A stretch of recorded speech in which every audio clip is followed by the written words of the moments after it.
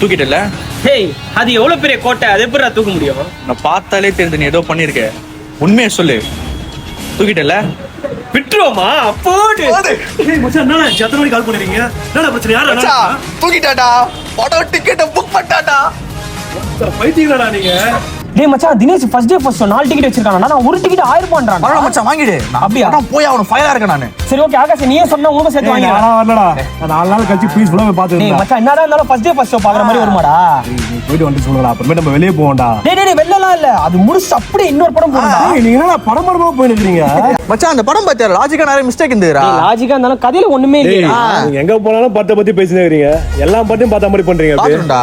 சசங்க ரெடிஷன் பாத்துறீங்க? பார்த்தாச்சு. லைஃபா போய் பாத்துறீங்க? பார்த்தாச்சு. பர்சூட் ஆஃப் ஹாப்பினஸ் பாத்துறீங்க? பாத்தாச்சுடா. சரி இங்கிலீஷே வேணாடா, தமிழுக்கு வரண்டா. நாயகன் பாத்துறீங்க? பார்த்தாச்சு. அண்ணாமலை பாத்தாச்சுடா. பூ உனக்காக பாத்தாச்சுடா. ரெட் பார்த்தாச்சுடா.